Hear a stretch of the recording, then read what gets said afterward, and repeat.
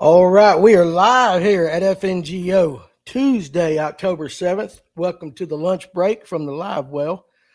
I should say, welcome to the live well's lunch break. That's better. It's been a crazy morning, guys. I mean, I've been absolutely going 152 miles an hour, so you'll have to excuse that lackluster invitation to the start of this show. But I hope you guys are doing great.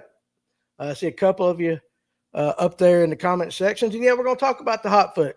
We're going to talk about the hot foot. Very, very good conversation yesterday. Like I said, when I got off the air yesterday, with the Flint Davis situation, I love how you guys were absolutely respectable. 100% you guys were respectable. And we were able to have a conversation where there were differing opinions, some for, some against, but we were able to do it the right way. And I'm always proud when we can do that here. So I want to say thank you very much.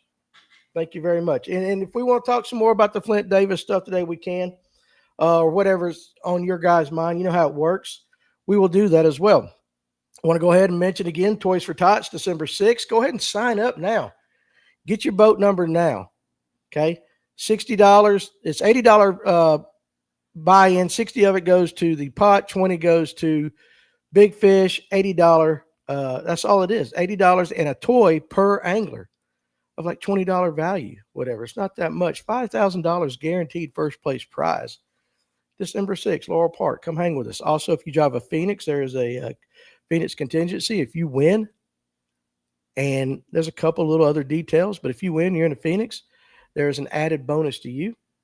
So, go ahead and sign up because we want you to make sure that you guys mark out that date. It is a good time. We're all going to be there. It's one of the times that everybody in the FNGO family can get together. And, it's always great to see you guys out there. Also, too, real quick, before I go up to I want to mention another tournament. Let me pull it up right here. It's the Fishing for Matthew tournament put on by Fishers of Hope. It's going to be Blue Ridge, November 1st, safe flight until 3 p.m. It's going out of the Blue Ridge Marina ramps, $100 entry fee, two-person teams, 5-fish limit, 12-inch minimum. They will have raffles, hamburger plates for sale. For more information, call Tony Watkins at 706-897-7557 or Jimmy at 706-851-6565. And this is to help a young man named Matthew. Okay, I'm not 100% sure what all is going on with that. I do know that I am going to be, I know Kaz Anderson has already offered to take this kid on a trip. I am going to be getting this child a rod and reel and a tackle package together so that he can fish. But, you guys come out and support that as well. I know, listen, we always talk about all these charity events going on, but it's just something that we can do. We like to fish. We like to do things like that you can just take part in. And, it's got to make you feel a lot better when you help out. So what's up, Peg Leg? And then I saw something about rods. I think it was Juicy T. Right now I'm redoing the shop, so I have some art, but I'm going to have others coming in. So anyway, what's up, everybody out there? Atlanta Outdoors caught a few bass on the jigs this morning, on our jigs before he went to work. I need to go fishing before I come up here. I mean, I got Latham in my front yard. It's literally 1 minute. I could walk it from my front door to the boat ramp in less than a minute. So, but anyway, yeah, tonight we got a great show. We got Jackie coming on. I'm not even going to try to pronounce the gentleman's name till I get here, and I want to hear it come out of his mouth. We're just going with Jackie. All right. And basically what Clint has told me is that if there is an elite tournament or a major tournament, this guy is there to support all the anglers with maintenance and service should they have boat problems. So he's got a lot of great stories with that, but also too, this cat loves to fish. And so we're going to pick his brain and everything. But the biggest thing I was told was that he's funny. And guys, you know how I am. I like funny. So tonight at 8 o'clock, I hope you guys will join us and take part in that conversation. It's always good to meet somebody different, right? We have some guests that, once they've come on, they become regulars, right? I talked to Will Harkins yesterday. He's been on several times. The NPFL season just finished up. He's going to come back on. I talked to Drew Cook, Kyle Welcher yesterday, about the hot foot situation. Both of them said they're anytime. I told them I was going to give them a couple weeks to kind of cool off. They're going to come back on. So a lot of great guests, but every once in a while you get somebody that personally I'd never heard of him before, and I'm looking forward to it. I always like to talk to new people. Always love to talk to new people, and it's going to be a good time. If you're in the area, come on and hang out with us. I do not lock the doors until about 7:45, 7:50. You can come as early as you want. Hell, you can come at 2 o'clock if you want to come hang in the afternoon. I don't care. But come hang out during the show, hang with the guys, and then hang with us after the show. It's always a great time. Now, before we get started, I want to show you guys one more thing, and it's from Groove Fishing. And you always see the Groove Fishing stuff right here. They finally got all their stuff in stock. It's on their website. Everything's in stock, ready to go. If you type in FNGO 10 at checkout, you save 10%. But I want to show you this. They finally got these in stock, and I've been waiting for these. All right. This is the hard bait launch pad. Okay, there's the package, but this is actually the launch pad. All right. Very simple design. This is made to it's got this 3M adhesive on the back. It's made to stick in your kayak or in your boat. You guys know when we're fishing and we change, a lot of you guys do it. I know I do it. We cut something off and we just kind of throw it in that little section right there, and then we have to clean it up at the end of the day, especially with hard baits. This thing right here, you can mount it this way or that way. You can put those hard baits in it. And I got a popper right here, a little E-pop. Let them dry off, temporarily store them. That way they're not in your floor or anything. You just simply you guys have seen me mess with the other one. It's a simple push and hold right there. It's absolutely perfect for you kayakers.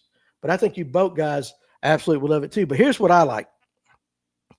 You guys remember when we had Andrew Blair on with Tactical Fishing, and he said he designed his baits to have multi-purposes? Well, this thing has multi-purposes too. And I want to show you this is something I'm actually going to use this in the shop for this. I've got a lot of files. If you got a shop or anything, I've got files. And of course, I'm going to mount it this way. But I can pop these files right here. This is what I file the heads of my jigs with.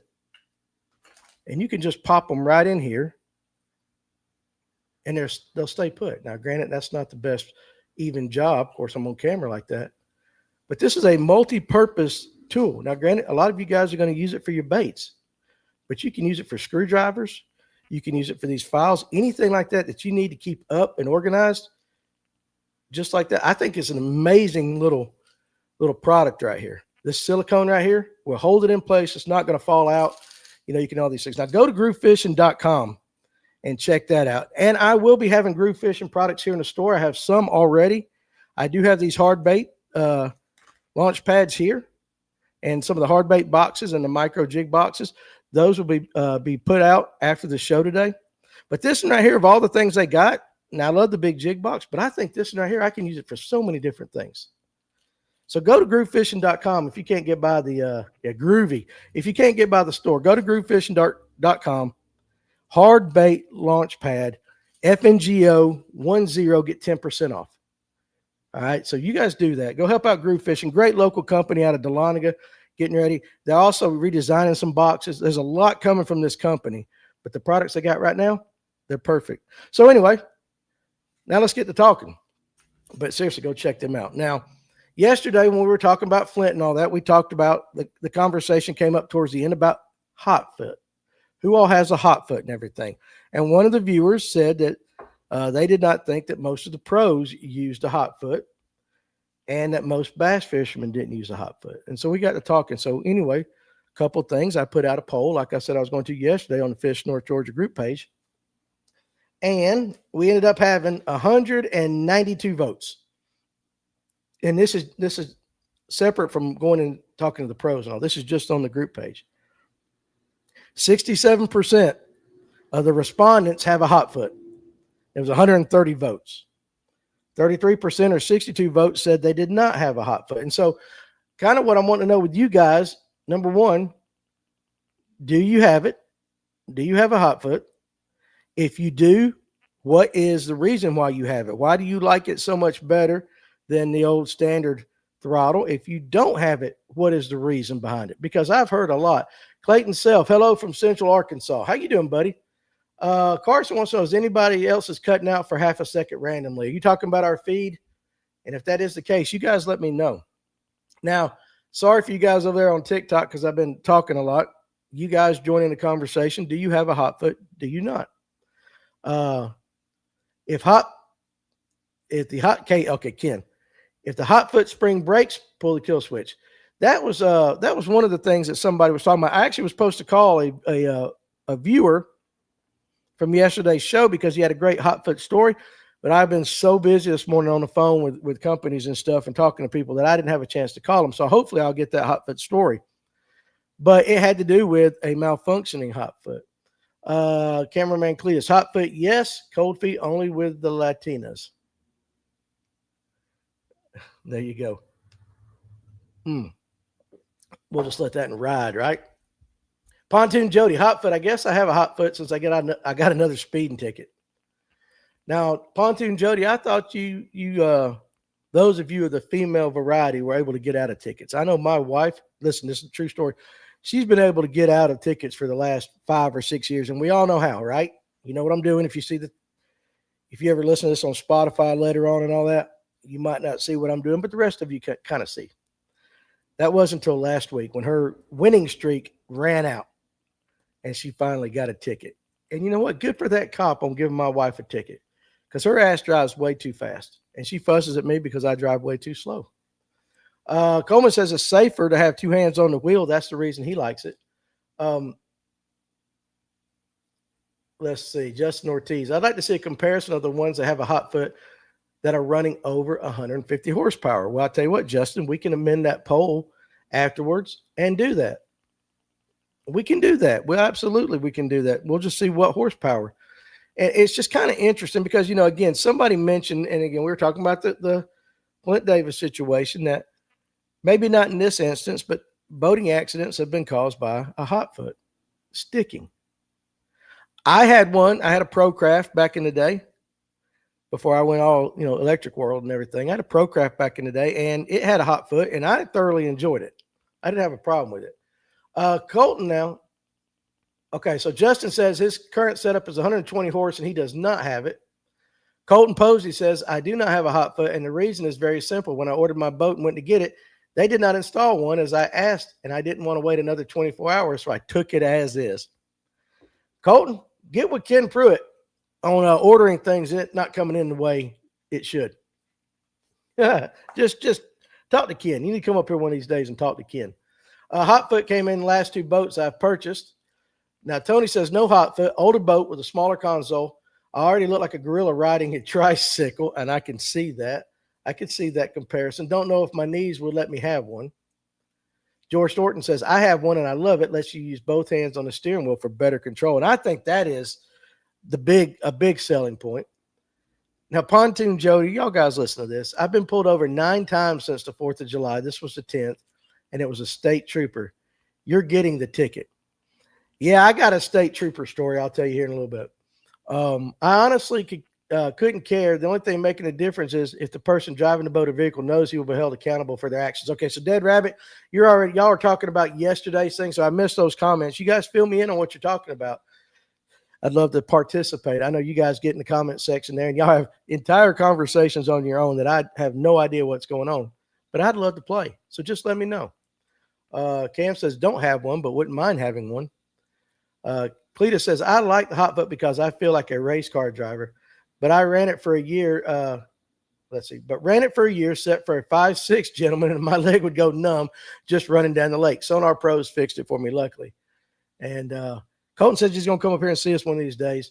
Tyler says, I love the hot foot for better throttle control. Way more input with the hot foot, I feel like. Now, Aaron, hey, listen, for those of you getting tickets, Aaron says the Ticket Clinic app has gotten me out of my last 3 tickets. They send a lawyer to the court for $100. The Ticket Clinic app is highly recommended by Aaron. There you go. Tracy says, I like my hot foot. It makes the ride seem safer. So I told you guys I was going to, hit up some of the pros that I knew. And I hit some up, I talked to Drew Cook. Drew Cook said he has a hot foot, loves it. I asked him how many of the elite pros did he know that did not run a hot foot, or any of the MPFL guys that did not run a hot foot. And he said if there are any, he can't think of any. It would be a very, very small minority that does not utilize a hot foot. I talked to Kyle Welcher. Same question.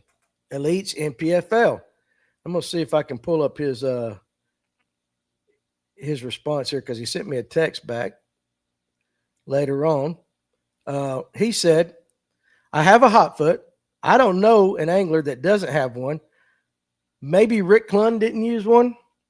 I do know anglers, now listen to this, guys. I do know anglers who use the Mercury DTS, which allows you to switch back and forth. And I think Dane Hunter mentioned that yesterday about if it had electronic throttle control, you can switch back and forth. I hit up Paul Marks Jr. He has a hot foot. He couldn't tell you anybody who did not have a hot foot. And it just goes right on down the line with McKinney, all the guys. So the viewer yesterday, which was Patricia, she figured that most of them did not have a hot foot. And they did. So I just honestly assumed, unless you had an older boat, everybody used one. Doug has one, loves it. Jeff Brazil says, I couldn't imagine driving my Allison without a hot foot. Any high performance boat requires both hands on the wheel. And listen, I mentioned that yesterday. All right, going down the lake with Underwood, and that thing starts chime walking. I mean, he's always, both hands on the wheel adjusting. And you have to. And I think, you guys know that sometimes when that boat hits a certain way, that it can kick. And I just think, unless you got both hands on it. Now, of course, somebody can say, hey, we got the throttle, we're going full speed and all that. But then you have to take a hand off I think it's safer. Now, could there be a mechanical error? There can be a mechanical error in anything, right? I definitely can see the advantages of having one at or over 150 horsepower. Two hands on the wheel is a must, especially during the summer months. And then Tony says, most of the pros are using HYD backplates and blinker trims. They just about have to have a hot foot. Clayton Self, I'm a co-angler and at least 90% of my boaters have had a hot foot. What's up, Gone Fishing with Ed over there on TikTok? To be honest, I don't mind not having a hot foot simply because I spend more time on the trolling motor filming. But when I do run a long ways, I miss my hot foot that I had on my Triton. Bad Company 05. I've run both. I have a hot foot now. I think I prefer the hot foot. So Gone Fishing, we have our last tournament on Latham, November the 1st. I will try to make it a point to be out there to meet you, sir. Now, Clayton Self says, I don't think Hunter Bogman runs one. And he might not. But it is definitely totally opposite of what was said yesterday. I think the vast majority of them do. Clayton says, I can have my Skeeter trimmed all the way up and take both hands off the wheel and cruise. That old hole is the deal. And there are holes that are absolutely made for that.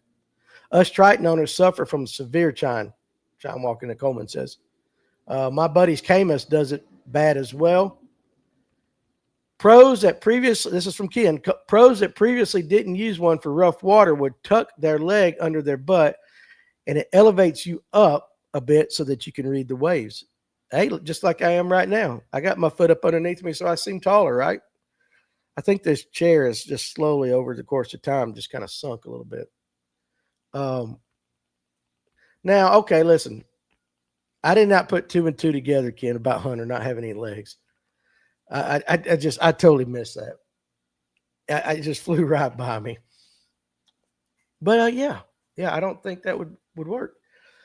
Now, Tony Collins says, wait until one of those hydraulic steering units goes out on you. Had a buddy lose his on blast off.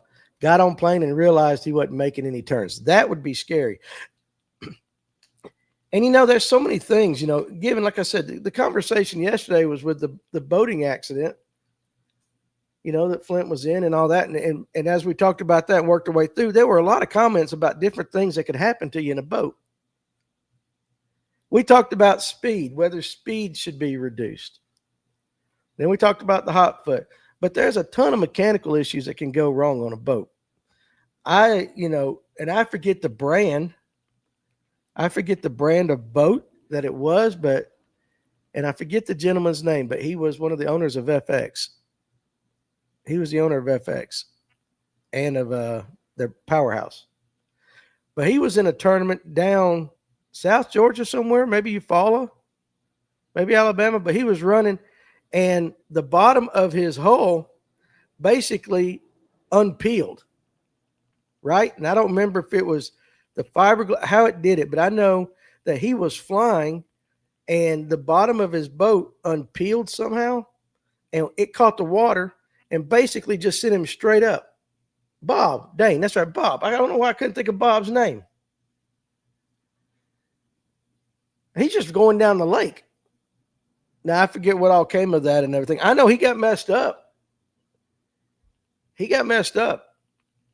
So there's all different kind of mechanical issues that can go on a boat. Now, listen, on the electric only side, we don't have those problems because we zoom off. I have seen batteries explode myself on my boat.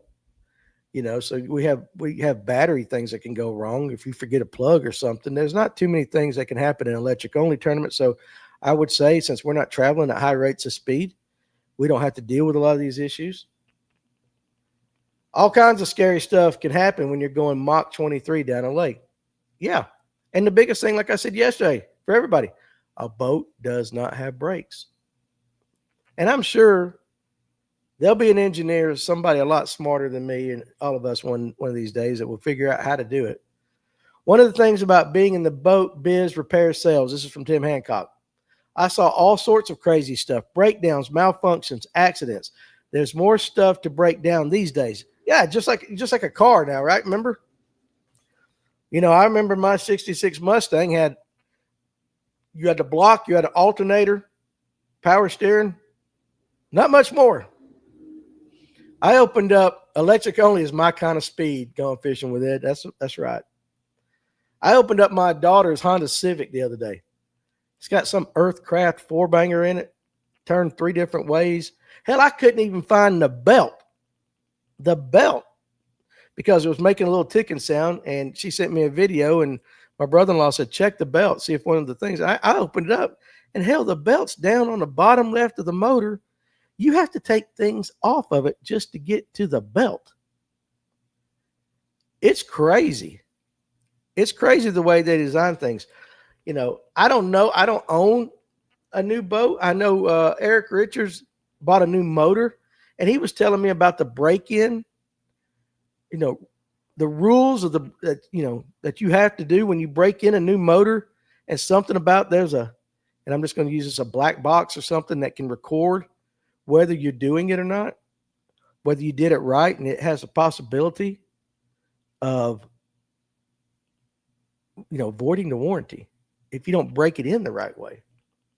Car manufacturers do not want you working on your own vehicles, 100%. If you don't break your motor in correctly, you void the warranty, the black box will get you. For sure. Yeah, my daughter's new Buick, it's like a spaceship. This old redneck ain't wrenching on it at all. I can't even change the brakes on this Honda Civic. And I can change the brakes. That's the one thing I can do pretty well. But it's got these electronic brakes or something like that you actually have to take to the shop, and they have to use a computer to make them release or something like that. Hell, I ain't got one of those, sitting on my back deck in my tool set. It's just brakes. Dane Hunter says throttle cables can break. Hot foot springs can break. Stay calm, pull the kill switch. It has more than one function. Absolutely. Absolutely. A kill switch, there's even kill switches on some of these electric only motors. Honest to goodness, they have it's a magnetic little kill switch that will kill the motor. So that's in a lot of things. A lot of things. And of course, you're right. That's very, very important. Engineers design, they don't think about working on them. Excuse me. Let me read that again. Engineers design, they don't think about working on them, whether it's you or a certified technician. And Dead Rabbit says, you all seem proud about flying across the water. Now, you talking about the glitter rockets, Dead Rabbit?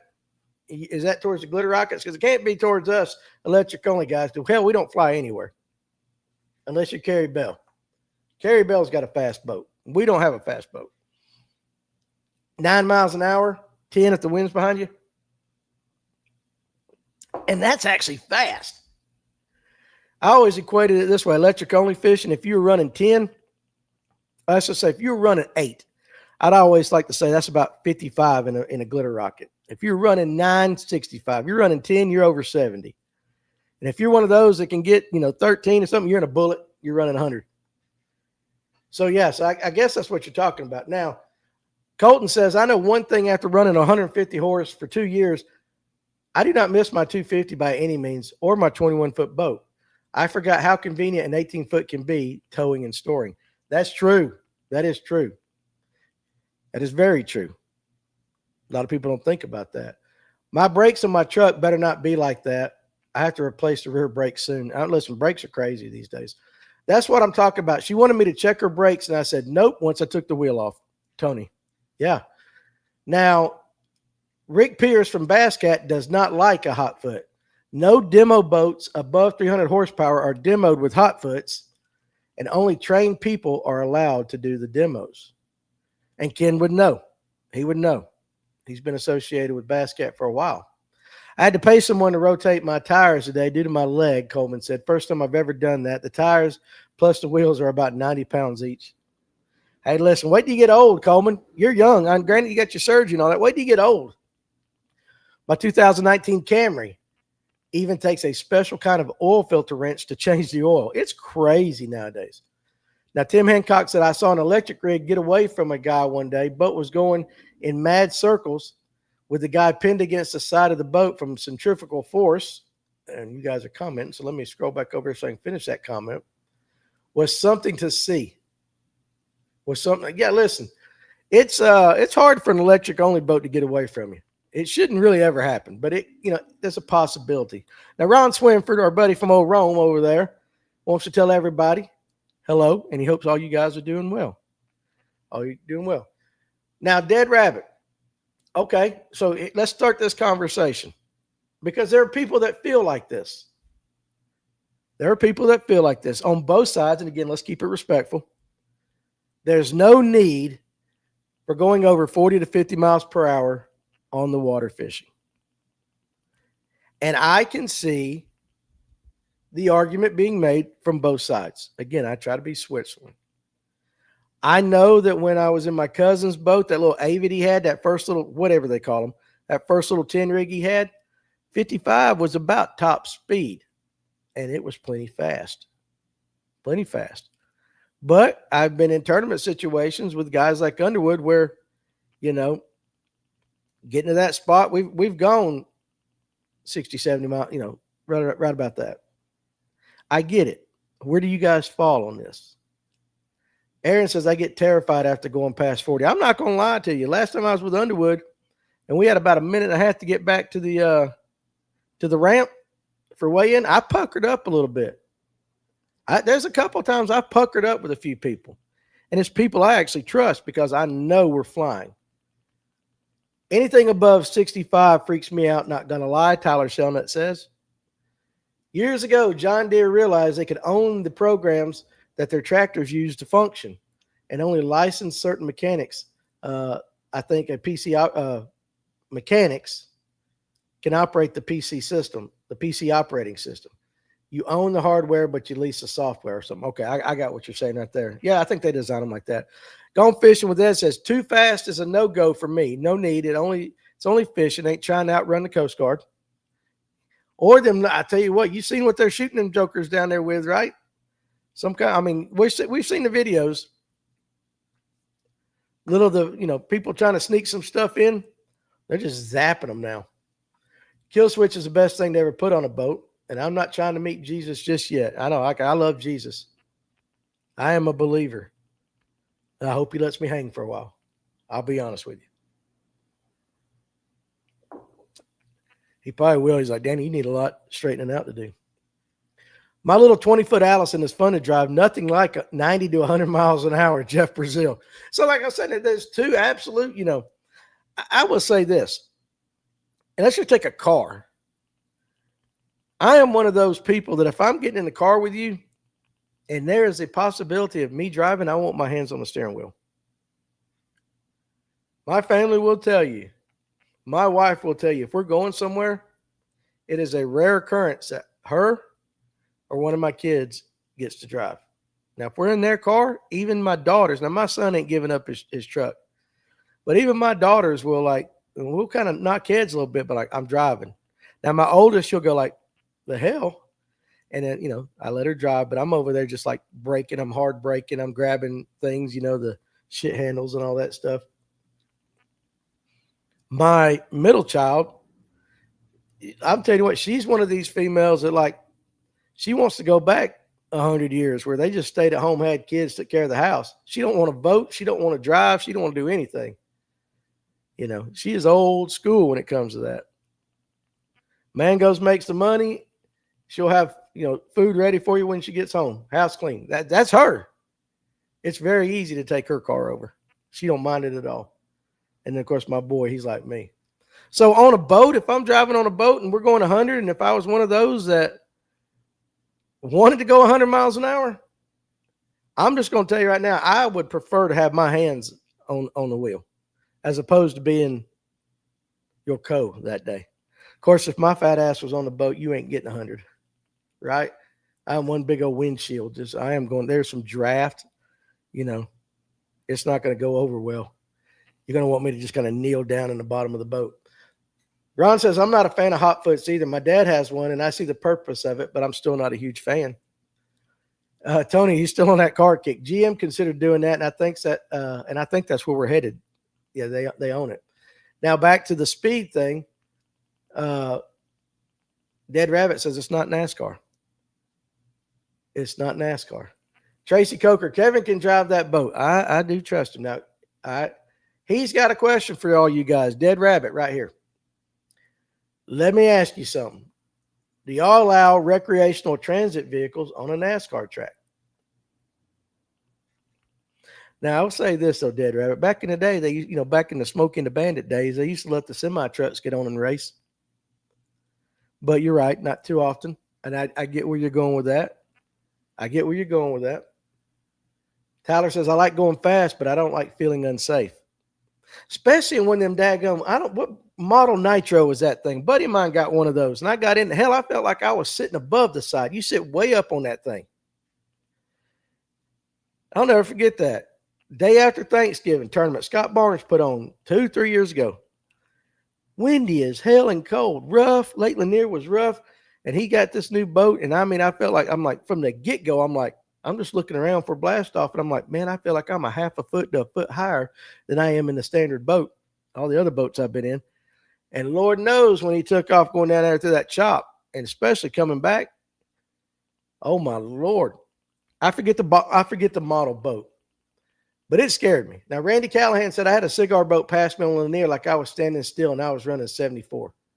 Yeah, listen, hey, bass boats are the ones that get all the hate.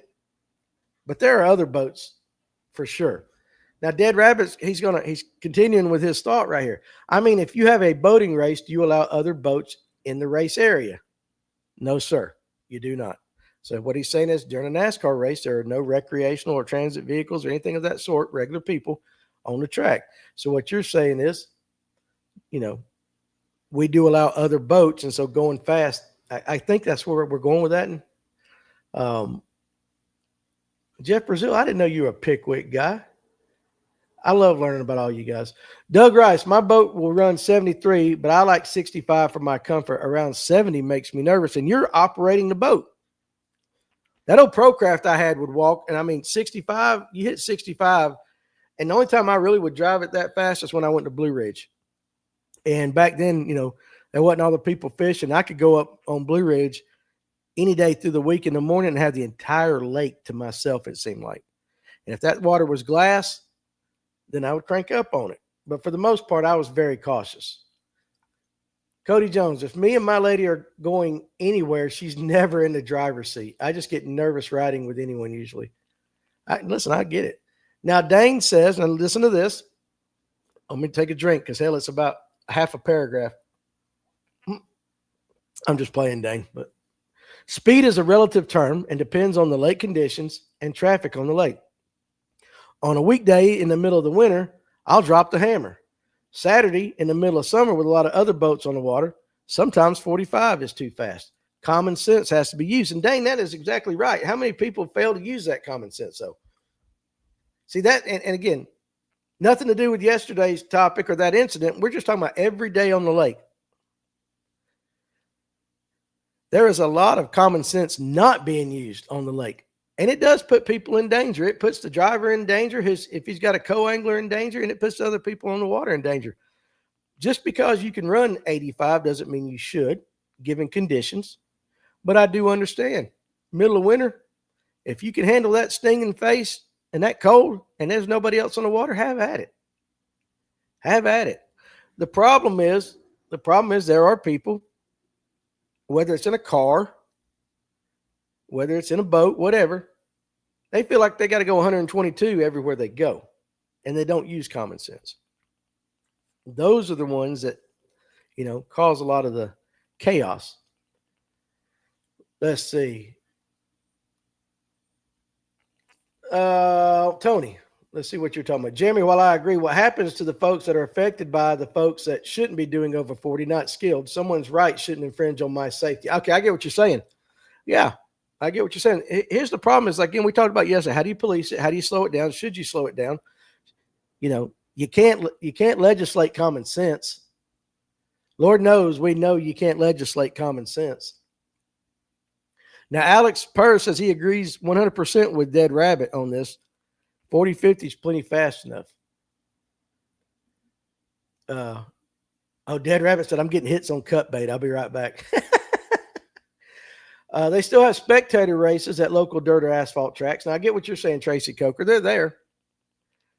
They're there. We've seen it at Daytona, Talladega. How many times, those catch fences weren't there, and sometimes the catch fences don't work. But how comfortable are you guys? Like, if you're driving, that's one thing. If you're a co-angler and you fish I was going to say a BFL style event or whatever, you're a co, it doesn't matter, local tournament, or you're just out fun fishing. How many of you have ever looked over to the guy driving and just with a stern look on your face and said, hey, slow your ass down? Or do you just accept the back pain punishment that you're going to bounce and you handle it because you want your manhood to be intact when the day's over with? I mean, how many of you have ever looked at your driver and go, slow down, dude? Now, Ken says, use the old style life jacket. It will save your ribs. Little balloon life jackets can pop at high speeds. Mustang style jacket is great for fishing on the front deck in big waves, though. Yeah. I got a Mustang that's going to be delivered to my house tomorrow. Haven't ever owned a Mustang. Now, I got the one Alex gave me that's a full body one for the kayak and everything, but I do have a Mustang that'll be here tomorrow. I've heard Legend boats are some of the best handling ones. Used to be my dream boat, but now I'm partial to Blazer and Phoenix, Coleman says. Now, cameraman Cletus says, agree. I still use an old school life jacket. The tech is great for the inflatables, but if I'm driving, I want to know for a fact that my body will be floating and not sinking. Makes perfect sense. Andy Miller. More regulations will be a jumping off point to speed limiting everything later down the road. You've got to think of unintended consequences. Yeah, no, listen. Is that basically the, give an inch, they take a mile kind of thing? Is that kind of what you're saying, Andy? But I mean, and we talked about it yesterday, whatever comes out of this situation in Alabama, we'll have consequences nationwide. I mean, I kind of use this analogy. I had to speak at Beasley's funeral, and it makes perfect sense. But at Beasley's funeral, I was talking about, what's up fishing with Fitz. We're all good. Hope you're doing well. I use this analogy, and again, I was using it about how you come in contact with other people, and it was with. I said, hey, the good Lord throws a stone in a pond and all the ripples go out, and that's you in your life. And he throws another one and their ripples, eventually the ripples intersect. And I was kind of using that, but it works here too. Whatever happens in Alabama is going to send out these ripples across the fishing industry, whether it's just tournaments or whatever. There's going to be ripples that come out, and they're going to affect somehow, some way, some shape or form somewhere down the line. And then let's just say out of that, Georgia passes a regulation, and that sends out some ripples. And eventually, you see what I'm saying? You kind of get the analogy of it. Paths are going to cross. Unintended consequences will happen. Maybe intended consequences will happen. I don't know, but I can see it. Cam says, yeah, they wear them. They wear the old school ones when they're running the big motor. Ricky Moore says, I can run 72, but I run 45 mostly because gas costs. There's somebody using some common sense for sure right there. Robert Bretz, appreciate you joining us. Just because the speedometer goes over 100 doesn't mean you punch it. They call it recreational fishing for a reason. So on that comment, Robert, just to throw out there and to keep the conversation going and send it a different direction. And I don't know how you would ever do that. I really don't. I'm trying to phrase it. Recreational fishing, we should all agree, hey, don't be speeding across the lake. Just go have fun, fish. But is the perspective different in a tournament for you? You see what I'm saying? If you were in an elite tournament and you know you had a 2-hour run, you're going to be gunning it. You're not going to be doing 40 or 50. If they ever put a speed limit on the elites and all that, it's going to change, or things like that. It'll change a lot, I would think, a lot of the ways that they fish, where they can go. I got a 70 Evinrude from 1984 on a 17-foot that will hit 45. 45 is just fine, man. 45 is just fine. But do you see what I'm saying, Robert? Would that kind of, would you, I guess what I want to know is, do you have a different perspective for recreational fishing as opposed to tournament fishing when it comes to speed? Is it more acceptable to you to watch tournament anglers because you know they're fishing for money and they can kind of get away with it, as opposed to a recreational guy that's just out there fishing? Or is your perspective the same for both? And again, there's no right or wrong answer. I'm just asking a question. Bad Company was a co-angler on a 300 horsepower Bullet. 75 made me think about life, and it would me too. Now, Doug Rice says water conditions are an absolute factor when it comes to how he drives his boat. Now, Dead Rabbit must not have caught a fish because he's back. I may be just a little more concerned than some because he's got a 20-year-old son out there in a boat on the water every weekend. And I get that. Now, again, fatherhood changes your perspective on a lot of things. Remember that? I mentioned that yesterday. My boy is 1 year older than Flint. And all I could think about was, what if it was Trey? What if Trey was in a situation like that his entire life would change just as a father for my son, even if he was at fault and all that, just knowing, that. So your fatherhood changes a lot of things. And I get it. Listen, back when my kids were learning to drive, man, I hated them going out. You have to let them grow. You got to let them go out and let them grow up. But, dude, it's tough. And even now, my wife's got it, and I say she's got it for me because she likes to track my ass, and that's probably the truth. But we've got that Life 360 on every one of them. It doesn't matter how old you are. My wife wants to know where her kids are at and whether they're home safe or, broke down, whatever. I mean, that parenting, that never goes away, and that care and concern. So I get that, Dead Rabbit, 100%. Some Missouri lakes have a 30-mile-an-hour speed limit at night all year. And I think Ken says that, and I think that's true, and there's lakes now. Rocky Mountain's got a no wake. Now, it ain't a speed limit, but it's a no wake. Don't go with an electric only boat and cause a wake, though, during a tournament. You will get in trouble. One thing I won't do no matter what is run in the fog. It just isn't worth the risk. And listen, I 100%. 100%. Fog is something that, and Fishing with Fitz says, my heart breaks for everyone in that situation. Mine too. The responsible tournament anglers, responsible tournament directors will take fog into consideration and play it smart.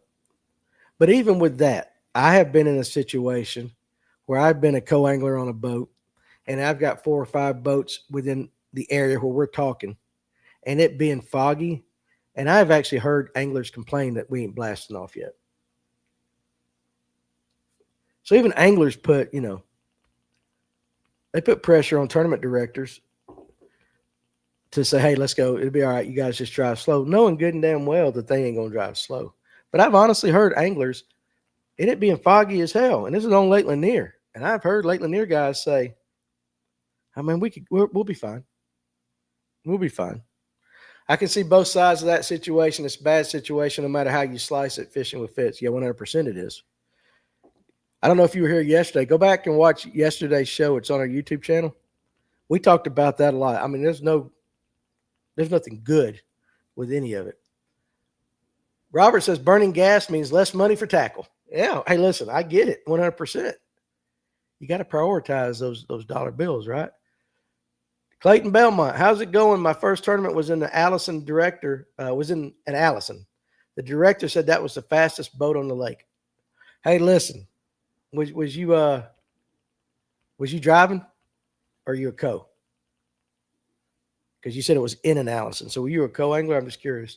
Clayton says, over 5 years span, I've had a few boaters apologize a couple times. So I didn't see your comment up there. So that's one of them conversations I'm out of the loop on.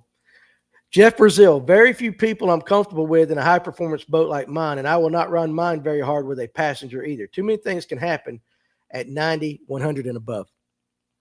Well, see, Jeff, I mean, look, I could take that comment and say, hey, you know what? Thank you for being responsible and thinking of your co. I don't know if everybody thinks the same way as you do. You see what I'm saying?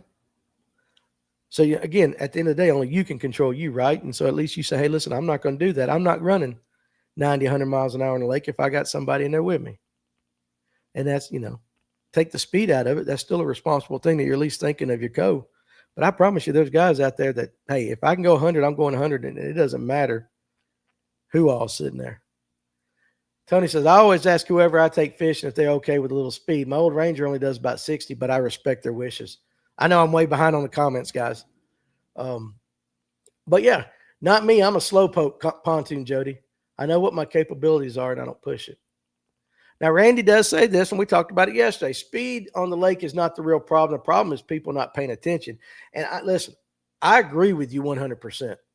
I really do, Randy. I mean, even going 100 miles an hour, that guy, like, let's just take Jeff. If he's driving 100 miles an hour and he knows his vehicle, he knows the boat, he's got everything right, he takes all the proper precautions, he's watching, looking, and does everything right, he's far less dangerous than a guy that's probably had a few too many to drink.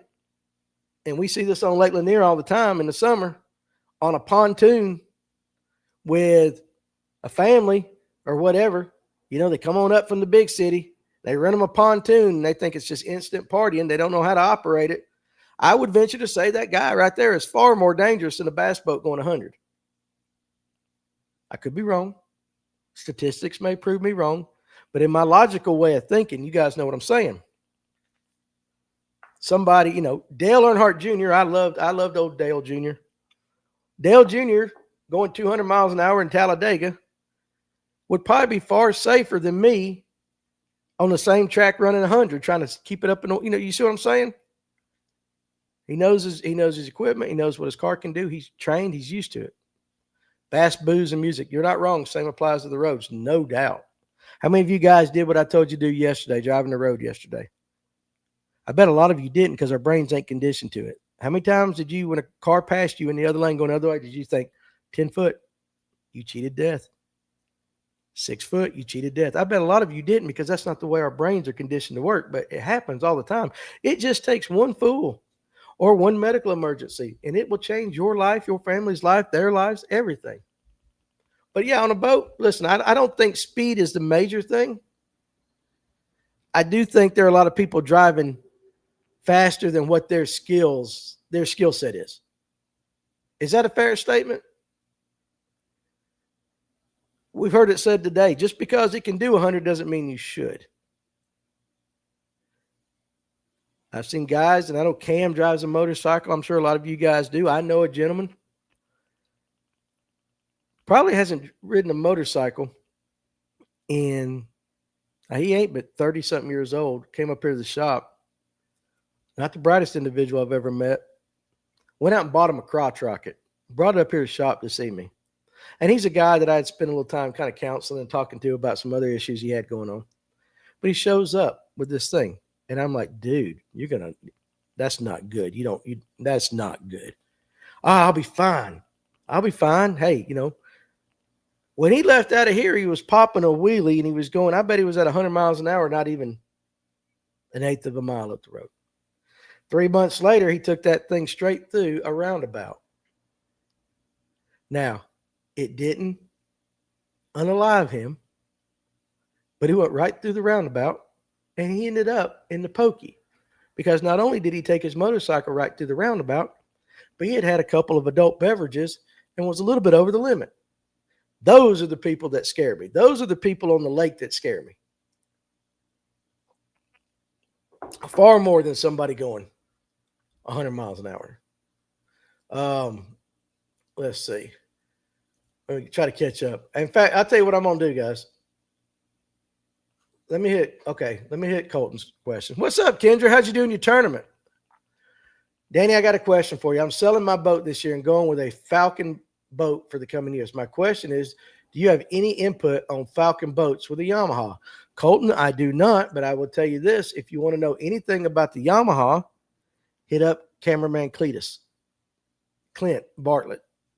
Now, just hit up Clint. He works for Yamaha. Now, he's a social media guy for him, but he can give you someone that can share some perspective.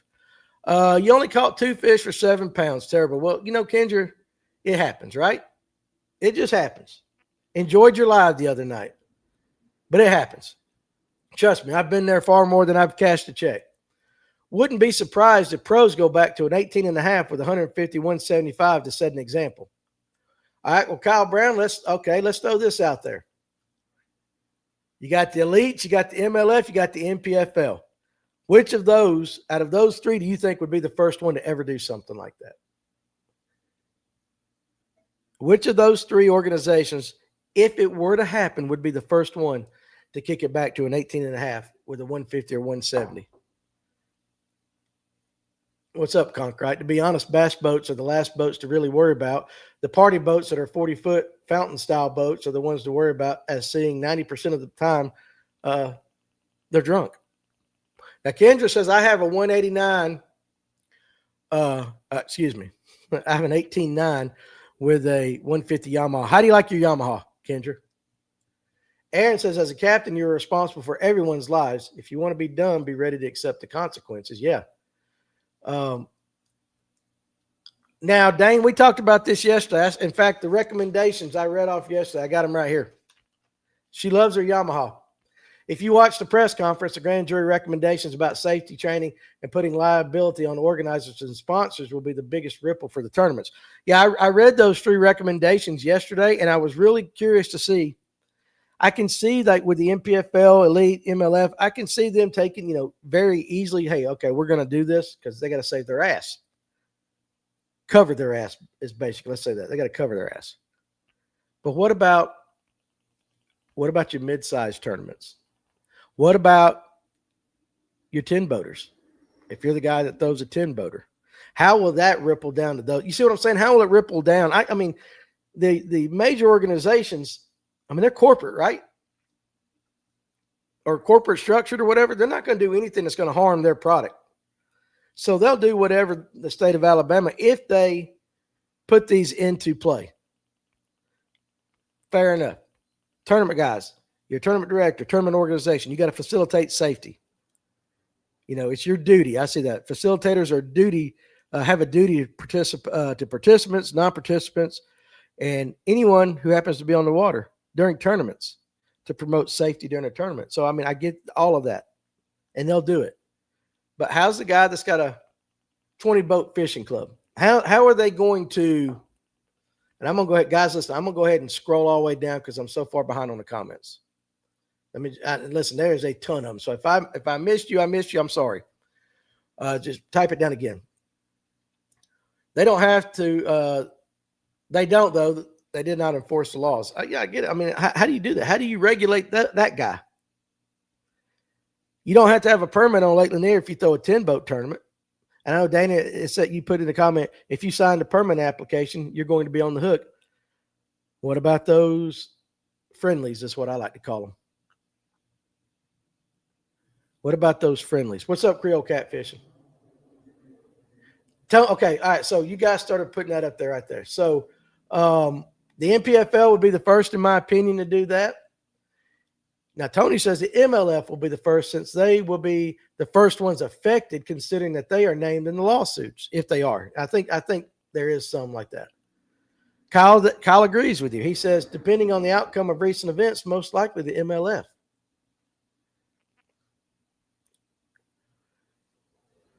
Ricky Moore says the MLF has 19-foot boats in fall tournaments. Yeah.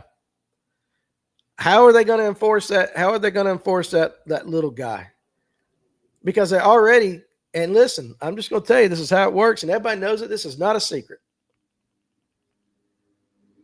You put out, hey, little 10-boat tournament going out of Tidwell. You put it on Facebook. First 10 to reply will be in. 10 people reply. 15 show up at the ramp. And you guys know what happens. This is not something like I'm not telling it on anybody. Because if I'm going to be honest, I participated in some of those. But given light to this, if the ripples from this in Alabama come to Georgia, how are they going to enforce it?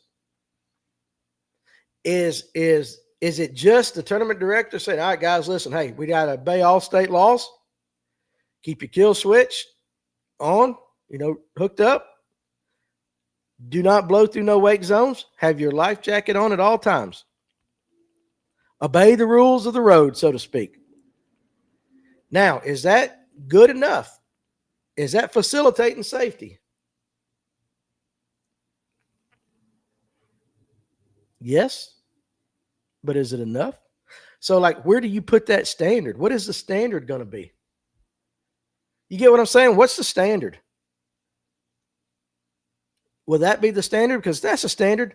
That's kind of like, hell, that's in the rules of most tournament. When you join a club, and now we're talking club level now.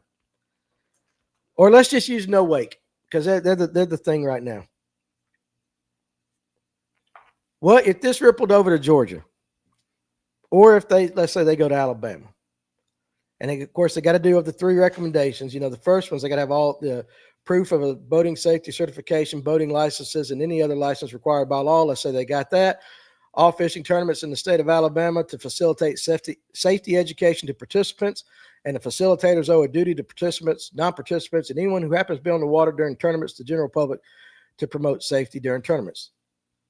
Let's say no wake goes to Guntersville, and they got everything. Are they just required to say, hey, guys, all right, listen, here's the rules of Guntersville. Wear your life jackets, kill switch. What is the standard that they get? What is the standard that would be applied to that tournament trail? And, of course, Atlanta Outdoors brings up a good one. It's only good when someone is enforcing the rules. That's it. It's one of those. We talked about it yesterday. Even with speed, how do you enforce it? Let's see. Dane says that will be for a jury of your peers to decide. Yeah, I listen, I get it. Now, Jeremy Conkrat says tournaments won't go to 18-footers with 150s. If they do, there goes all the big water tournaments, because boats that size can't handle the rough water.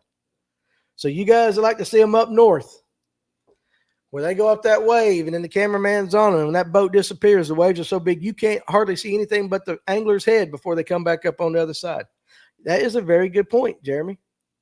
Again, there's so many details to consider when we talk about this. KP says, hey, listen, for all you guys looking for a new boat right now, if looking for a new boat, the pros are starting to sell theirs. You can reach out to them through social media if you have a boat and motor in mind, and most are rigged by Sonar Pros. So the electronics is done right if Trent's put his hands on it. But yeah, it is that time of the year. Creole catfishing, enforcement. It takes the other anglers holding each other accountable with strict penalties to match.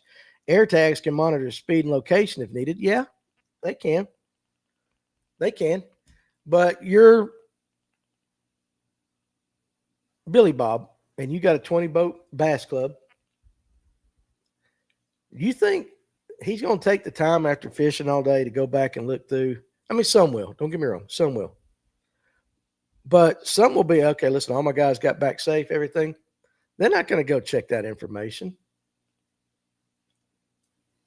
They're not going to go check that information at all. Because, hell, they're tired. They've been up since 3 o'clock in the morning. They want to go get something to eat and hit the couch.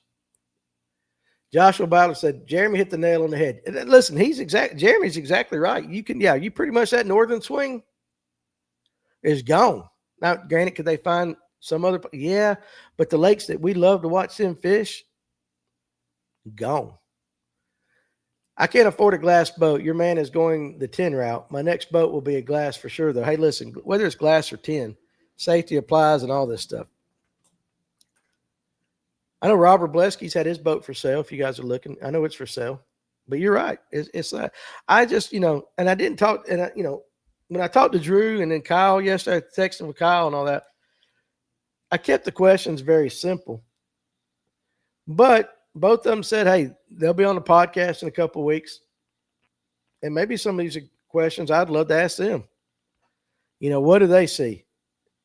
Because there's a different perspective too, especially when it comes to speed. When you're fishing for $100,000 as opposed to when you're fishing for $10,000, as opposed to when you're fishing for $800 in your club tournament, as opposed to when you're just a recreational angler. It's a totally different perspective. Justin says, there's nothing wrong with the 10 rig, man. I love my 95 tracker. Beat the snot out of it, and it keeps on going. My cousin got him an Express. Absolutely loves it. And it's probably a good thing because his ass can't slow down going in the docks to drop me off. But no, he loves it. And that's one of the reasons. He can be a little rougher on a 10 boat than he can a glass boat. And a lot of guys make that, distinction. And listen, like an Express, that ain't no cheap-ass boat. There's some very, very, very nice 10 rigs out there. Dane Hunter, the AHSBA has a 55 mile per hour max speed limit on their tournaments, but I'm not sure how James Hall enforces it. That came up yesterday as well. And I think it was a lot of guys were like, well, if they see somebody put in the comments that there's really no way they can, that they do enforce it or something like that. But if another competitor sees somebody that they know is really speeding, they can turn them in, and they'll have to kind of have to talk about it. What's up, John G? My 10 rig will be kitted out, though. Cleanest Express H2O that will ever exist. Now, Jerry Catula says, don't know if it has B, and I think you meant to type something else. So continue that for me if you don't mind. So, how about this question? For boating safety, you had to have one regulation. Okay, here's what Jerry meant to say. Don't know if it has been mentioned. How about limiting the number of boats involved in a tournament on a given day? Feeds right into this question. You could do it via tournament, or you could do it for recreation, all that. But let's just say you're responsible, and you have to come up with one boating regulation. It can be anything, but let's make it a serious one. If you're responsible for one boating regulation that will ensure safety, whether recreational fishing or whether tournament fishing, what would your regulation be? Would it be like Jerry said, limiting the number of boats involved in a tournament on a given day? Think about these high school and college tournaments. Massive. Think about the Ultimate Angler. It's got 200 boats going in it. Now, granted, I would say they're all experienced drivers because most of them are pros and all that, but still massive. Gunnerville's is a big lake. It can handle it. But how would you regulate it? And it could be in high school, college, whatever. Just you got one regulation. What would it be? Think about that. The biggest tournaments are high school tournaments. They are 300 boat tournaments, while pros are 100 to 110 for sure. Yeah. Up to 200 boats in a high school and college angler sometimes. Would you downsize that? Would you cut off a high school tournament at 100, 150 boats max? Because let's be honest, a lot of them are dads. A lot of them. I don't say a lot of them. That might be a stretch. Let's just say there are inexperienced boat captains in high school tournaments. You get what I'm saying? There are some inexperienced boat captains in high school tournaments out there. And I'm not saying all of them. Let me fix my TikTok, guys. I'm not saying all of them, but they do exist. Do you limit the size? Would you limit horsepower? Would you limit the boat size? I mean, all these things, it's up to you. You can do whatever you want. There we go. I'm almost done with TikTok. Multitasking, boys, is not my strong suit. Ask my wife. There we go. Resume. All right, so let me get back to your answers. Now, again, Greg says he runs a Crestliner MX 1910 rig, wide and stable for sure. Now, here's cameraman Cletus. Here we go. Here's some regulations. Life jacket on when the big motor is running. That would prevent a lot of these drunk deaths on rental pontoons. So his is a regulation for everybody, recreation, everything. And again, I mean, Cletus, that's a common sense one that just doesn't get enforced, right? Clayton Belmont says your PFD is worn anytime you're on the lake. At all times, you're not allowed to take them off. Tyler Shelnut, life jacket is crucial when the motor is on. Now, Dane Hunter says there is not one rule that can cover it. It has to be a set of rules enforced. Even if you said bank fishing only, someone could fall in and drown. I know, but Dane, you're right. I mean, damn, I get that, but just for the sake of the argument, I ain't trying to solve all the damn world's problems. I'm just trying to solve one. So you're giving me your police answer. I get you. I realize that you can't, but if you could only change one, if you, and again, that was my question. If you had to make one regulation, what would it be? And given that set of criteria, with you saying you can't, it takes a bunch of them, what's the most important one to you then? Maybe it doesn't fix all the problems, but what's the most important regulation? But again, the question is, you have to pick one. Let's see. Okay. Ultimate Angler Tournament going on with another large tournament totaling approximately 700 boats. That's what I understand. Yeah, because they got that big bass bash going on. 200 Ultimate Anglers up to 500 on that big bass bash. Remember, I was talking about that last week when I asked, do you guys think there'll be some confrontation? Because there's only X amount of mats, that might be active. Them guys have been pre-fishing. Mandatory boater safety course that's been refreshed within 2 years. So what you're saying, Creole catfishing, is you would have a regulation that every 2 years you have to take a mandatory boater safety course and supplement education to be allowed to be on the water. And that's your regulation. We're going to go with it. Competition is about winning. Take pounds away as a penalty. But what is the infraction? Robert, what infraction? In high school tournaments, do they drive the boaters or someone else, like a dad or an adult? The rule is the adult, the boat captain, is supposed to be driving. But I know from the past that there are dads that will let their sons drive once they got going, once they got away from blast off. Great people, not knocking them, but great people, but it happens. Put a speed limit on boats for tournaments and penalties for going over it. That's Aaron's regulation. So he chose the tournament route. He is for mandating a speed limit in tournaments. Jeremy's back on talking about how big tournaments are. Cumberland is my home lake, and it's nothing to have 300 to 600 to 800 boats between high school and college trails on a given Saturday. That's a lot of boats. Now, Jeremy says this. He's taking a different approach. I wouldn't change anything because it doesn't matter what you do. The human element's always there, a chance that something can always happen. Hey, listen, Jeremy, I love you. You're from Kentucky. Play the damn game. Give me one regulation. You have to. Remember, that was the thing. You have to choose a regulation. Your answer is 100% right. It is right. But that's not the game we're playing. You got to give me one. You have to change your regulation. Like, let's just say I'll put some in. Your life depends on it. Okay, for some reason, something's happening to you, and you have to make one regulation when it comes to boating, tournaments, fishing, recreation, or you get the pew. There, now you've got to do something. Let's see. Them Gunnersville fish have been in a war zone all week, no doubt. With all that lead flying at them too, yeah, for sure.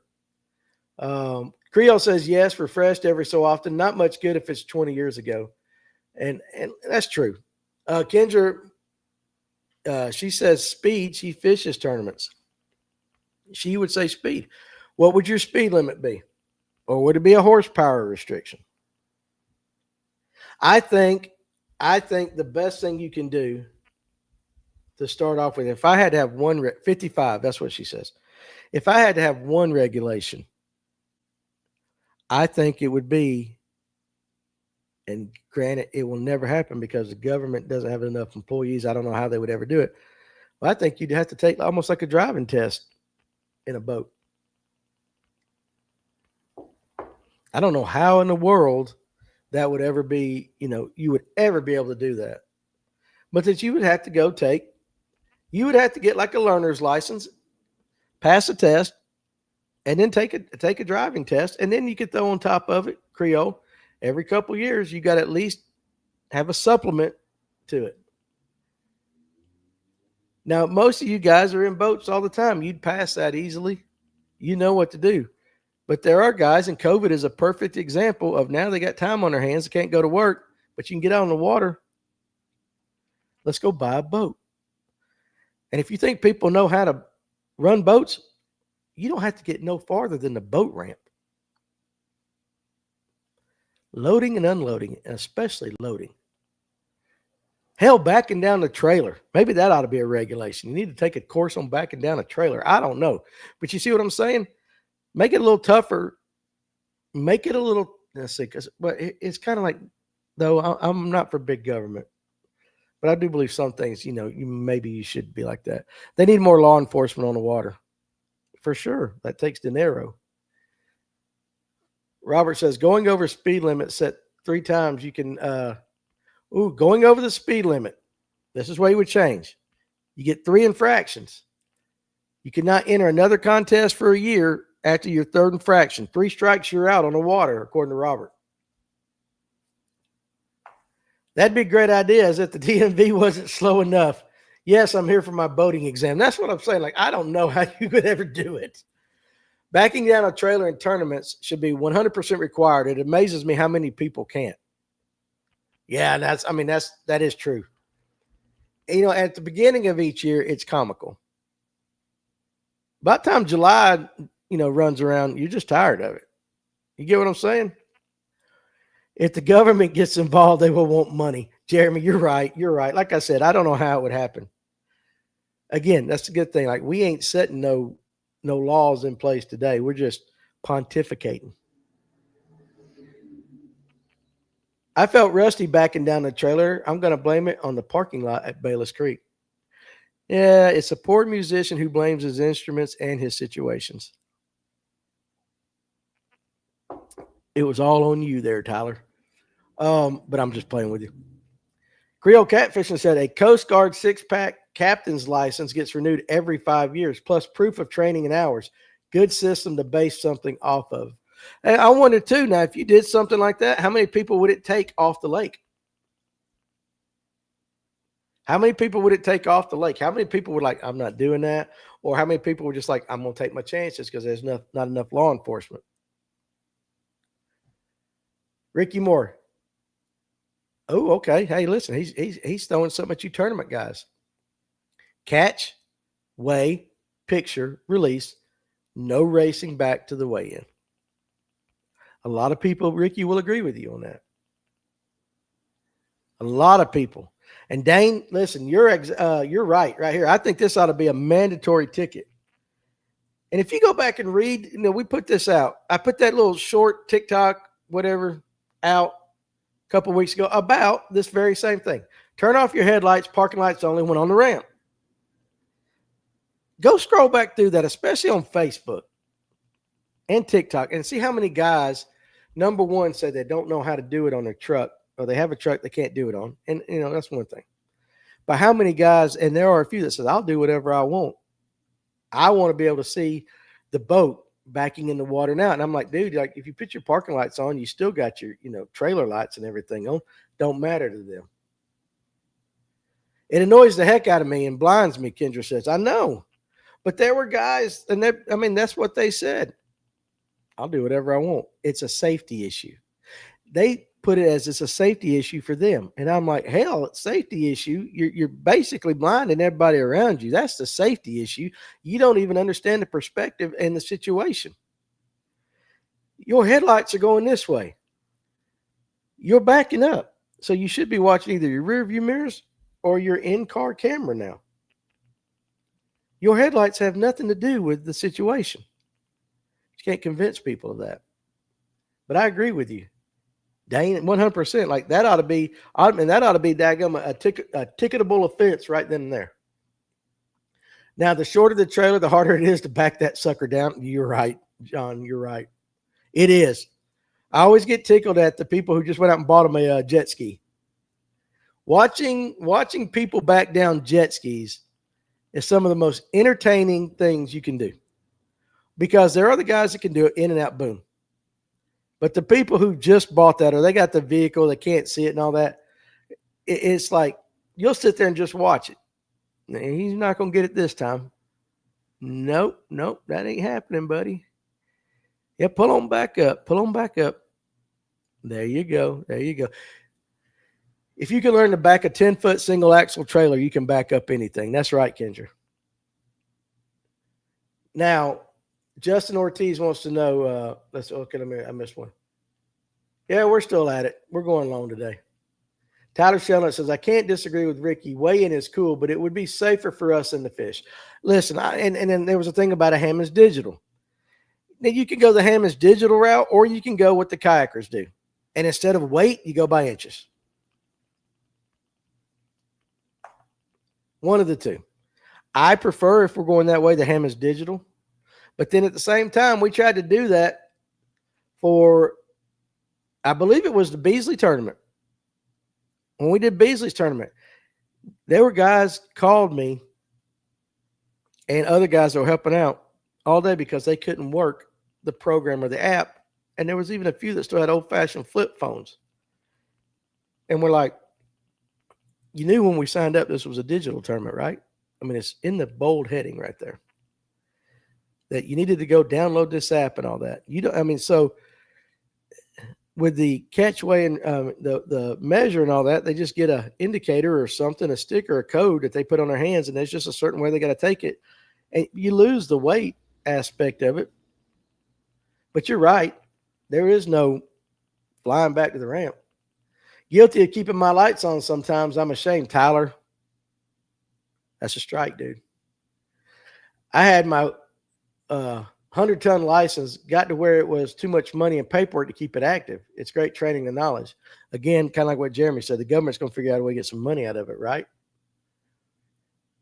Google and YouTube is free to see what you have to do to turn your headlights off. I know, it was amazing to watch the guys in the comments.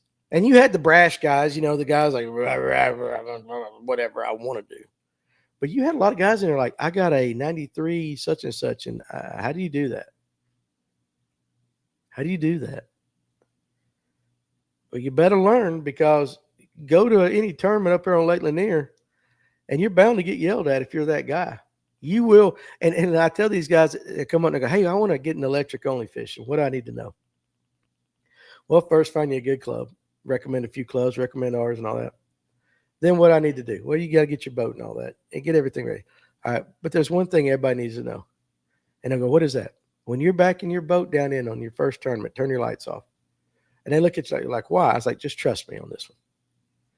Because if you don't, you're not going to make friends with everybody there. And it's your first tournament. Make sure that of all the things you do, and as goofy as you look and out of place as you look, make sure you cut your lights off. Because they're going to figure that out really quick. And it's a black eye for you.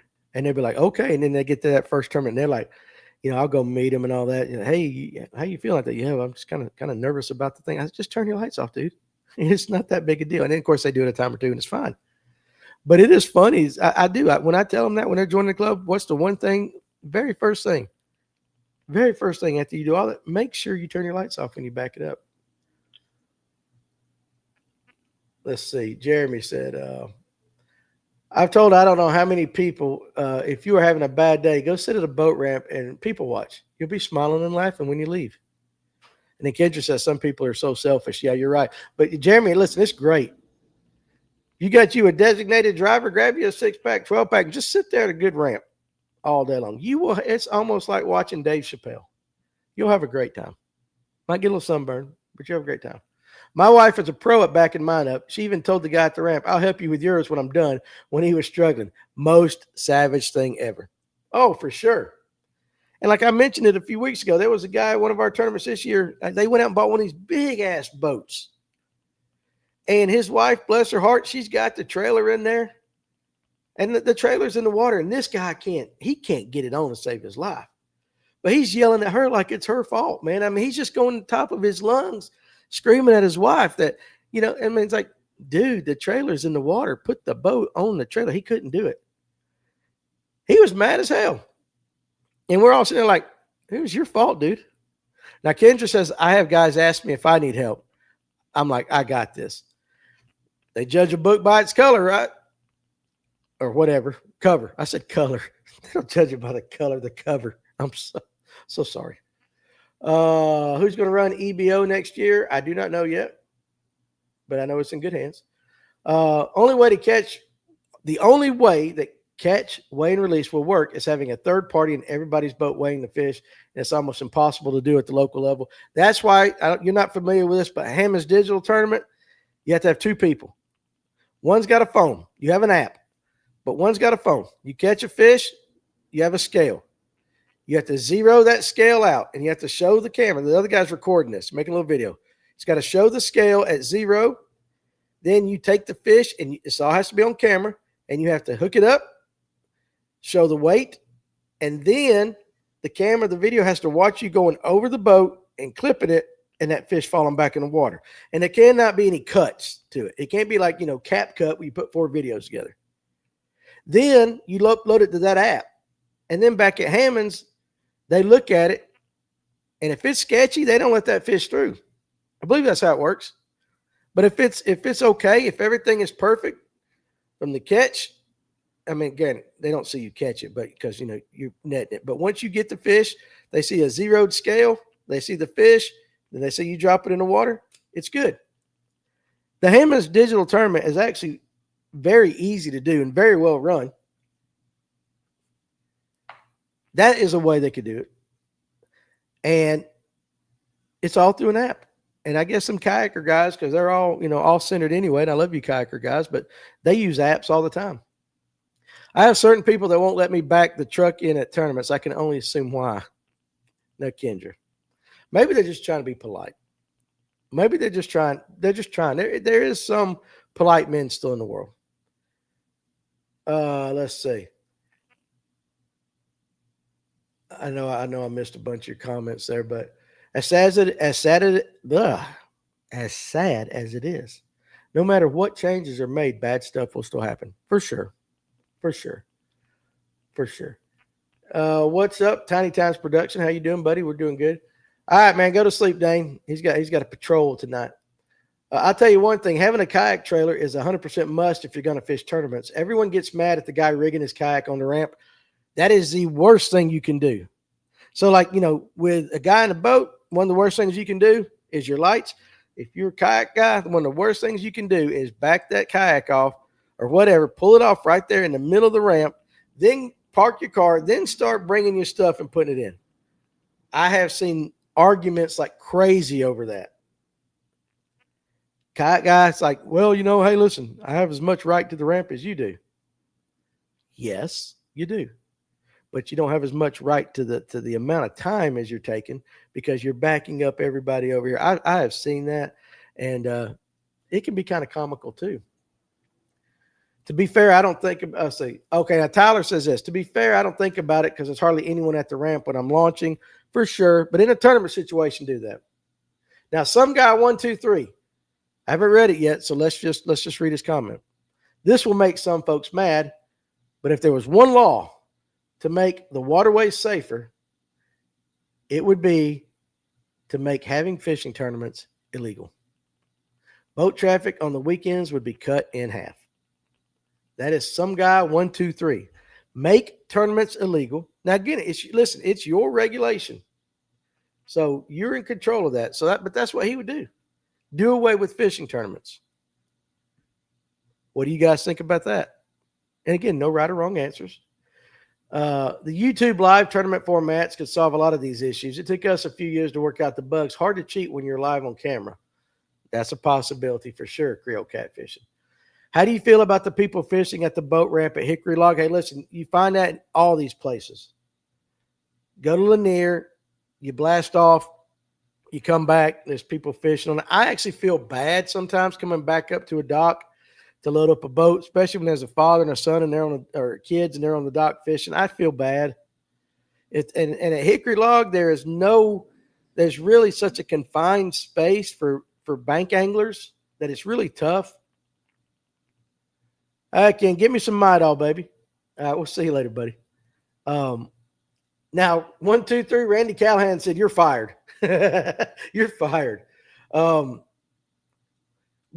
I mean, if they had other opportunities, I wouldn't be as irritated by it. How about that? I had a guy sit at the Soul Lane on a boat ramp for no joke, 25 minutes the other day while I was in my truck waiting to load up. He didn't even have his fishing stuff. He went and used the bathroom too while he left his boat there. Now, at that point, you might have to take matters into your own hand, right? You might have to take matters into your own hand. Now, of course, 1, 2, 3, some guy, what was it? What was his name? Was it some guy? 1, 2, 3, let me make sure. Some guy, 1, 2, 3. Now, Randy Callahan just fired you. Jeremy Conkrite says, there goes the fishing industry. How about this?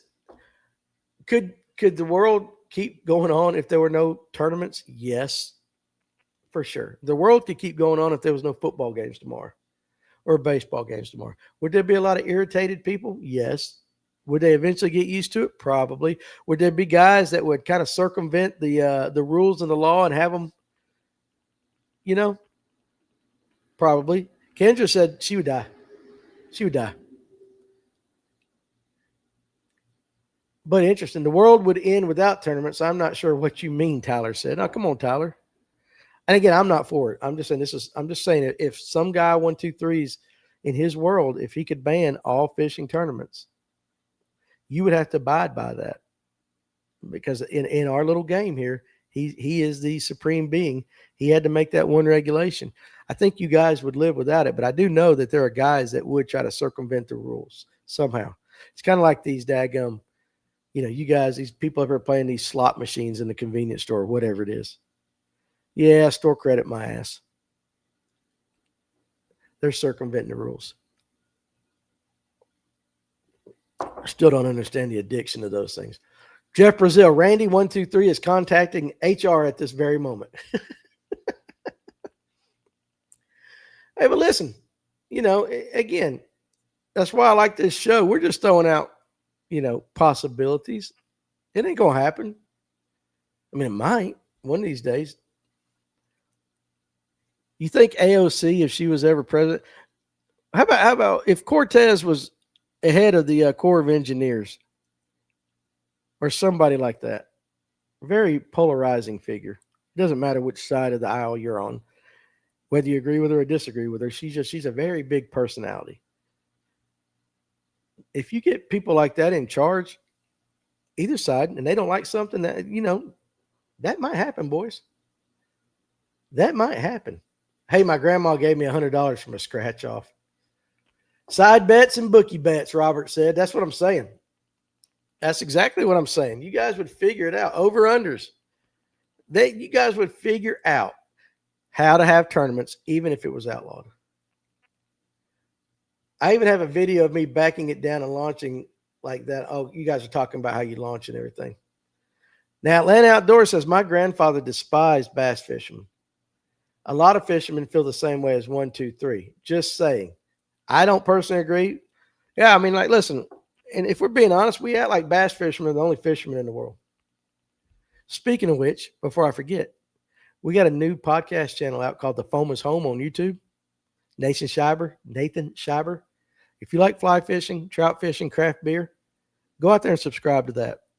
I don't have the time to do every podcast on this channel, nor am I qualified to do a fly fishing podcast. I can talk beer with you, but he can talk beer better because he comes from the craft industry. So go check out The Foam is Home on YouTube and on all social media. Let's see. All right, we caught up. We've gone an hour and a half. I'm keeping you guys from working. I'm keeping myself from working. I got Kevin Underwood coming up here in a little bit, dropping off some baits. Again, guys, hey, don't forget what I said about this. Go to groovefishing.com and check out this hard bait launch pad. I'm talking multi-purpose, especially if you're a kayaker. It will just sit right there. You can put it whichever way you want. Dry your baits off. Keep them out of the bottom. Keep your feet safe. Fish Nerd Labs. I love fly fishing. Are they in Georgia? Well, it's us, so yeah. Yeah, no, it's us. It's an FNGO product. We're just putting it on a separate channel than from what this is. So the foam is home. So go like, subscribe, do all that stuff. He put out his first podcast the other day. Go check it out. Sometimes we act like we own the water too, even though we hate Karen's telling us we can't fish their dock. I know. I love fly fishing as well. Need to do it more. I like it. It's fun. I mean, I still would rather bass fish, but I do like it. It's a nice change at my age. Nice change of pace. Gets cold as hell during the winter. In December, I believe I'm going back down to the Bahamas with Digital Sportsman, and we're going to be bone fishing, which we did the last time we were down there, and it was with the fly. That's pretty fun. The thing is, bass tournaments are over before most party people get to the lake anyway. Hey, there you go. You're not wrong. Jeff Brazil says, I'd love to dabble in the fly fishing a little. It's fun. It is fun. It is fun. And everybody, you know, you can and just because it's fly fishing doesn't automatically mean you're in a river for trout. Creole Catfishing says, bass boats are a rare sight in my waters. The Mississippi River is a bad place for those. For sure. Robert says, I do all fishing. Salmon running up north. Yeah, no, I like that too. That's some fun I had. And again, I did that on the fly. Jeff says he dabbles in it. Atlanta Outdoor says, I need to learn fly fishing. Any people you'd recommend to teach? Georgia Wild Trout, Tad Murdoch. You can check him out. You can just Google Georgia Wild Trout. He's got a website. Tad Murdoch is the one that has kind of helped me, and I'm terrible at it, but he's very patient. But Tad Murdoch does a good job with experienced and inexperienced people, and he can get you private waters, public waters. He can get you natives, whatever. But Georgia Wild Trout. Kendra says, I've bass fished in Mississippi multiple times.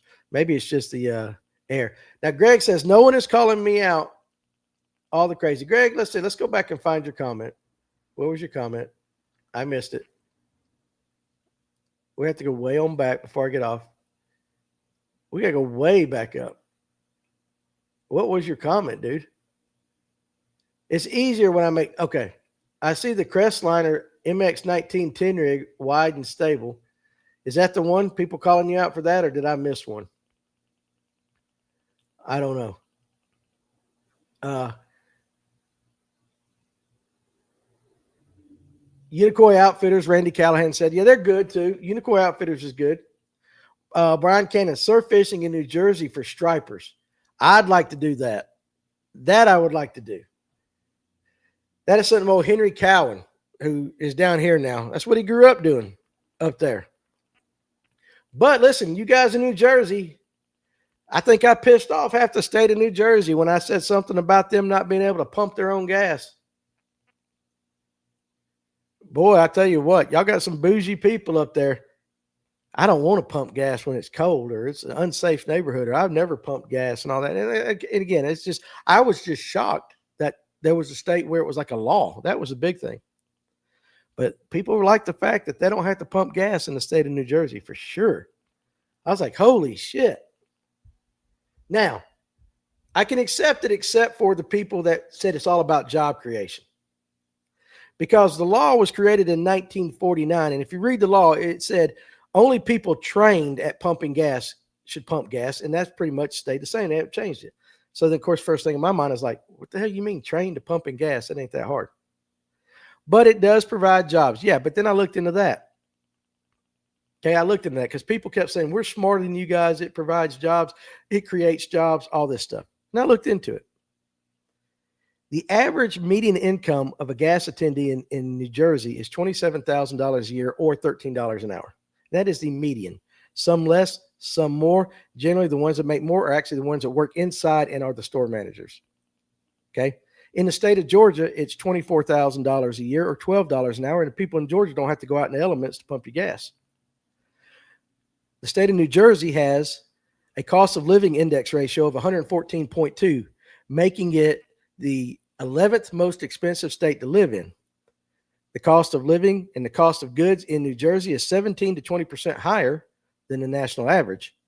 And if you factor in everything, all the costs associated, it's the 7th most expensive state to live in. So while you are creating jobs, I don't think, given the cost of living in New Jersey, that's something that I'd be throwing out there, unless you guys ought to pay them guys $20 an hour at a minimum. At a minimum. I feel bad for Fred out there in the middle of January when the wind's blowing 42 miles an hour and it's negative 12 degrees and he's out there pumping your gas. I hope you tip well. Now, listen, I'm just playing with you, Brian, but that is the truth. I looked into it. The Foam is Home is a podcast. Just go on YouTube and type in The Foam is Home. That is the name. The Foam is Home. Let's see. I pumped gas as a kid in New Jersey. Hey, look, I'm sure, and and I say all this in jest, but I was just really surprised. I didn't even know that was a thing anymore. I do remember full service gas back in the 70s and early 80s here in Georgia, but it's been a hot moment since I saw anybody pump gas or get paid to pump your gas. How's new bass boat sales now? Steady, increase, decline, or even?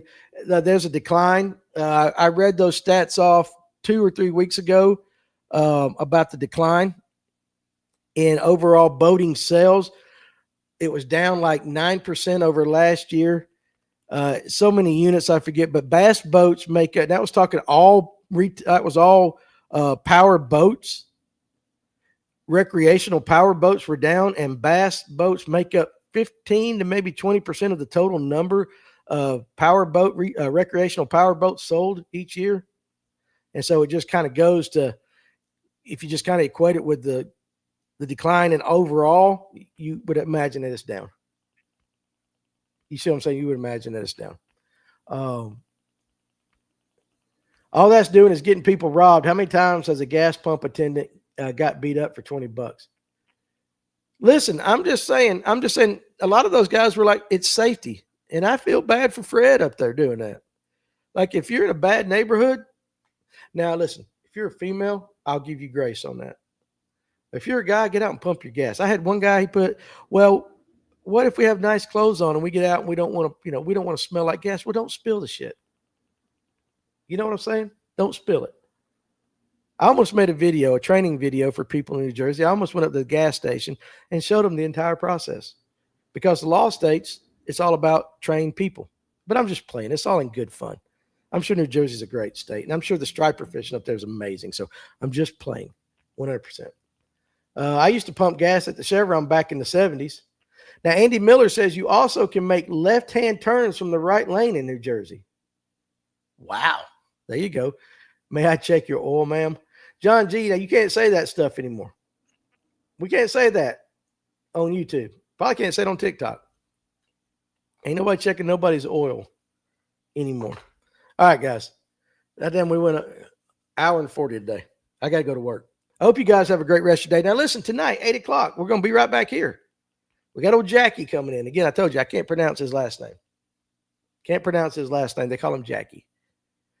And I believe he works for Texas World Boat or something like that. But anyway, he goes to every major bass tournament, and he's the maintenance guy if they have problems or anything. All the elites know him. So it's going to be pretty cool to listen to that behind the scenes and everything. But also he loves the bass fish. And so we're going to talk to him tonight. And again, Clint said he's funny. So I enjoy good, funny guests. And I imagine you guys, every once in a while, y'all might think I'm a little funny. So I think the two of us getting together, it might be a good time tonight. So be back tonight, 8 o'clock right here. And join us. You guys don't work too hard for the rest of your day. If you're in the area, come hang out with us during the show, before the show. Hell, come right now. I don't care. Come hang out, and we'll have a good time. So enjoyed the conversation today. It was a very easy hour, 40 minutes for me. So Kendra, all you over there on TikTok, hopefully we'll see you guys tonight, but y'all are out. And YouTube again. Hey, Texas Boat World Jackie. That's his name. Cletus, I'm glad you're still here. But I ain't trying to pronounce his last name. Not till I hear it come out of his mouth, because I want to do it right. which ought to be pretty interesting. So, boat costs, and wouldn't surprise me if Paddlecraft's electric boat popularity has hurt bass boat sales. Possibly. I don't know. I might look into it for you guys again. So, anyway, y'all be good. I'll see you tonight. I got Underwood's on his way up here, and then I got to go tie some jigs and do some other things. So, we'll see you tonight at 8. You guys be good. Don't work too hard.